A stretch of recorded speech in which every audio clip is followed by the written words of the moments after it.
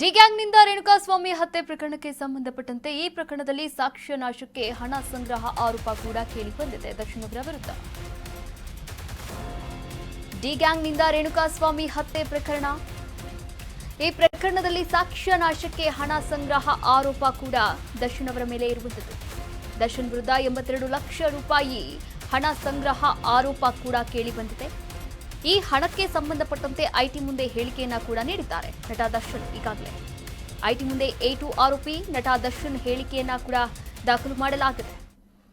ಚಿತ್ರದುರ್ಗದ ರೇಣುಕಾಸ್ವಾಮಿ ಕೊಲೆ ಸಂದರ್ಭದಲ್ಲಿ ನಟ ದರ್ಶನ್ ರೇಣುಕಾಸ್ವಾಮಿ ಅವರ ಮೃತದೇಹವನ್ನ ರವಾನೆ ಮಾಡೋದಕ್ಕೆ ಹಣವನ್ನ ಕೊಟ್ಟಿದ್ದಾರೆ ಎನ್ನುವಂತಹ ಆರೋಪಗಳು ಕೂಡ ಇದೀಗ ಕೇಳಿ ಬರ್ತಾ ಇರುವಂಥದ್ದು. ಈ ಆರೋಪಕ್ಕೆ ಸಂಬಂಧಪಟ್ಟಂತೆ ಅವರ ಮನೆಯಲ್ಲಿ ಹಾಗೆ ಸಾಕ್ಷಿಗಳನ್ನು ಕಲೆಕ್ಟ್ ಮಾಡುವಂತಹ ಸಂದರ್ಭದಲ್ಲಿ 82 ಲಕ್ಷ ರೂಪಾಯಿ ಹಣವನ್ನ ಪೊಲೀಸರು ವಶಪಡಿಸಿಕೊಂಡಿದ್ರು. ಈ ಹಣಕ್ಕೆ ಸಂಬಂಧಪಟ್ಟಂತೆ ಈಗಾಗಲೇ ತೆರಿಗೆ ಇಲಾಖೆಯ ಮುಂದೆ ಒಂದಷ್ಟು ಮಾಹಿತಿಗಳನ್ನು ಕೂಡ ಬಹಿರಂಗಗೊಳಿಸಿದ್ರು ದರ್ಶನ್ ಅವರು. ಈಗ ಐಟಿ ಮುಂದೆ A2 ಆರೋಪಿ ನಟ ದರ್ಶನ್ ಅವರು ಹೇಳಿಕೆಯನ್ನ ಕೂಡ ನೀಡಿರುವಂಥದ್ದು. ಆ ಹೇಳಿಕೆಯನ್ನ ದಾಖಲು ಕೂಡ ಮಾಡಿಕೊಂಡಿದೆ ಐಟಿ. ಈ ಹಣಕ್ಕೆ ಸಂಬಂಧಪಟ್ಟಂತೆ ಐಟಿ ಮುಂದೆ ಹೇಳಿಕೆಯನ್ನ ಕೂಡ ನೀಡಿದ್ದಾರೆ. ಹಾಗಾದ್ರೆ ಈ ಹಣ ಎಲ್ಲಿಂದ ಬಂತು? ಕೃಷಿ ಮತ್ತು ಪಶುಸಂಗೋಪನೆಯಿಂದ ಈ ಹಣ ಬಂದಿದೆ. ಆದ್ರೆ ಈ ಹಣಕ್ಕೆ ನನ್ನಲ್ಲಿ ಯಾವುದೇ ದಾಖಲೆಗಳಿಲ್ಲ.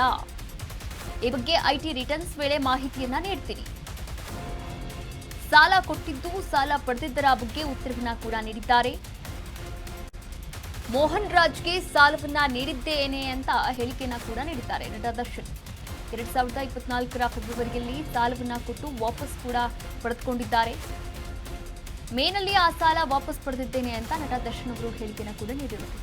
82 ಲಕ್ಷ ಹಣವನ್ನ ಈಗಾಗಲೇ ಐಟಿ ಅಂದರೆ ಪೊಲೀಸರು ವಶಪಡಿಸಿಕೊಂಡಿರುವಂಥದ್ದು. ಈ ಕುರಿತಂತೆ ಐಟಿ ಮುಂದೆ ಹೇಳಿಕೆಯನ್ನ ಕೂಡ ನೀಡಲಾಗಿರುವಂಥದ್ದು. ಹಾಗಾದ್ರೆ ಈ ಹಣ ಎಲ್ಲಿಂದ ಬಂತು ಅಂತ ಪ್ರಶ್ನೆ ಮಾಡಿದಾಗ ಕೃಷಿ ಮತ್ತು ಪಶುಸಂಗೋಪನೆಯಿಂದ ಈ ಹಣ ಬಂದಿದೆ. ಅಂದರೆ ಫಾರ್ಮ್ ಹೌಸ್ ಕೂಡ ಇರುವಂಥದ್ದು. ಹೀಗಾಗಿ ಕೃಷಿ ಹಾಗೆ ಪಶುಸಂಗೋಪನೆಯನ್ನ ಕೂಡ ಮಾಡ್ತಾ ಇದ್ದಾರೆ ಫಾರ್ಮ್ ಹೌಸ್ನಲ್ಲಿ. ಈ ಹಣ ಅಲ್ಲಿಂದ ಬಂದಿರುವಂಥದ್ದು. ಇದಕ್ಕೆ ನನ್ನಲ್ಲಿ ಯಾವುದೇ ದಾಖಲೆಗಳಿಲ್ಲ. ಆದರೆ ಈ ಬಗ್ಗೆ ಐಟಿ ರಿಟರ್ನ್ಸ್ ಮಾಡುವಂತಹ ಸಂದರ್ಭದಲ್ಲಿ ನಾನೆಲ್ಲ ಮಾಹಿತಿಯನ್ನ ಕೂಡ ನೀಡ್ತೀನಿ. ಹಾಗೆ ಕೆಲವೊಂದಷ್ಟು ಸಾಲ ಕೊಟ್ಟಿದ್ದು ಇದೆ, ಹಾಗೆ ಸಾಲ ಪಡೆದಿದ್ದರ ಬಗ್ಗೆಯೂ ಕೂಡ ಉತ್ತರವನ್ನ ನೀಡಿರುವಂಥದ್ದು. ಮೋಹನ್ ರಾಜ್ ಅವರಿಗೆ ನಾನು ಸಾಲವನ್ನ ನೀಡಿದ್ದೇನೆ. 2024ರ ಫೆಬ್ರವರಿಯಲ್ಲಿ ಸಾಲವನ್ನ ಕೊಟ್ಟಿದ್ದೆ. ಹಾಗೆ ಮೇನಲ್ಲಿ ಅವರು ವಾಪಸ್ ಸಾಲವನ್ನ ಕೊಟ್ಟಿದ್ದಾರೆ. ಆ ದುಡ್ಡು ಇದು ಅಂತ ನಟ ದರ್ಶನ್ ಅವರು ಕೂಡ ಹೇಳಿರುವಂಥದ್ದು.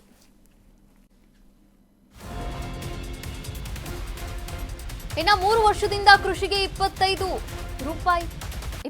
ರೂಪಾಯಿ ಹಾಗೂ ಬರ್ತ್ಡೇಗೆ ಗಿಫ್ಟ್ ರೂಪದಲ್ಲಿ 15 ಲಕ್ಷ ಹಣವನ್ನು ಪಡೆದಿದ್ದೇನೆ. ಫ್ಯಾನ್ಸ್ ಆಪ್ತರು ಹುಟ್ಟುಹಬ್ಬದಂದು ಗಿಫ್ಟ್ ಮಾಡಿದ್ದಾರೆ. ಈ ಹಣಕ್ಕೆ ನನ್ನ ಬಳಿ ಯಾವುದೇ ದಾಖಲೆಗಳಿಲ್ಲ. ಮೋಹನ್ ರಾಜ್ಗೆ ಬಿಟ್ಟರೆ ಯಾರಿಗೂ ಕೂಡ ನಾನು ಸಾಲವನ್ನ ನೀಡಿಲ್ಲ ಅಂತ ಕೂಡ ಉತ್ತರವನ್ನ ನೀಡಿರುವಂಥದ್ದು. ಈ ಒಂದು ವಿಚಾರಕ್ಕೆ ಸಂಬಂಧಪಟ್ಟಂತೆ ನಾವಿಲ್ಲಿ ಗಮನಿಸ್ತಾ ಹೋಗೋದಾದ್ರೆ 3 ವರ್ಷದಿಂದ ಕೃಷಿಯಲ್ಲಿ ಏನು ಆದಾಯ ಬಂದಿತ್ತು ಆ ಒಂದು ಆದಾಯ ಆಗಿರಬಹುದು. ಹಾಗೆ ಬರ್ತ್ಡೇಗೆ ಗಿಫ್ಟ್ ರೂಪದಲ್ಲಿ 15 ಲಕ್ಷ ಕೂಡ ಹಣ ಬಂದಿದೆ. ಆ ಹಣವನ್ನ ಕೂಡ ಪಡೆದುಕೊಂಡಿದ್ದೇನೆ. ಫ್ಯಾನ್ಸು ಮತ್ತೆ ಆಪ್ತರು ಹುಟ್ಟುಹಬ್ಬದೊಂದು ಗಿಫ್ಟ್ ಮಾಡಿರುವಂಥದ್ದು ಆ ಹಣ. ಈ ಹಣಕ್ಕೆ ನನ್ನ ಬಳಿ ಯಾವುದೇ ದಾಖಲೆಗಳಿಲ್ಲ ಅಂತ ಕೂಡ ಹೇಳಿರುವಂಥದ್ದು. ಹಾಗೆ ಯಾರಿಗಾದ್ರೂ ಸಾಲವನ್ನ ಕೊಟ್ಟಿದ್ದೀರಾ ಅಂತ ಪ್ರಶ್ನೆ ಮಾಡಿದಾಗ ಮೋಹನ್ ರಾಜ್ ಅವರಿಗೆ ಬಿಟ್ಟರೆ ನಾನು ಇನ್ಯಾರಿಗೂ ಕೂಡ ಸಾಲವನ್ನ ನೀಡಿಲ್ಲ, ಹಾಗೆ ಅವರು ವಾಪಸ್ ಕೂಡ ಮಾಡಿದ್ದಾರೆ ಎನ್ನುವಂತಹ ಮಾಹಿತಿಗಳನ್ನ ಕೂಡ ಬಹಿರಂಗಗೊಳಿಸಿರುವಂಥದ್ದು ನಟ ದರ್ಶನ್. ಈ 82 ಲಕ್ಷ ರೂಪಾಯಿ ನಗದು ಏನಿತ್ತು ಆ ನಗದನ್ನ ವಶಪಡಿಸಿಕೊಳ್ಳಲಾಗಿತ್ತು. ಈ ಕುರಿತಂತೆ ಮಾಹಿತಿಯನ್ನ ಕೂಡ ನೀಡಲಾಗಿರುವಂಥದ್ದು ಐಟಿ ಅಧಿಕಾರಿಗಳ ಮುಂದೆ. ಮೋಹನ್ ರಾಜ್ಗೆ ಬಿಟ್ಟರೆ ಯಾರಿಗೂ ಕೂಡ ಸಾಲ ನೀಡಿಲ್ಲ. ಅದರ ಜೊತೆಗೆ ನಗದು ರೂಪದಲ್ಲಿ ಯಾರಿಗೂ ಕೂಡ ಸಾಲವನ್ನ ನೀಡಿಲ್ಲ. ಹಾಗೆ 6 ವರ್ಷಗಳಿಂದ ಸಾಲವನ್ನ ನಾನು ಕೂಡ ಪಡೆದಿಲ್ಲ, ಸಾಲವನ್ನ ಕೊಟ್ಟಿಲ್ಲ. ಉಳಿದ ಹಣದ ಬಗ್ಗೆ ಮಾಹಿತಿ ಗೊತ್ತಿಲ್ಲ. ದರ್ಶನ್ ಈ ಬಗ್ಗೆ ಹೇಳಿರುವಂಥದ್ದು. ದರ್ಶನ್, ವಿಜಯಲಕ್ಷ್ಮಿ ಹಾಗೆ ಪ್ರದೋಷ್, ನಿಖಿಲ್, ಕೇಶವ್ ಮೂರ್ತಿ ಮನೆಯಲ್ಲಿ ಸಿಕ್ಕಿದಂತಹ 82 ಲಕ್ಷ ಹಣ ಇದಾಗಿತ್ತು. ಈ ಸಂಬಂಧ ಐಟಿ ಅಧಿಕಾರಿಗಳು ಮಾಹಿತಿಯನ್ನ ಕೂಡ ಕೇಳಿದರು.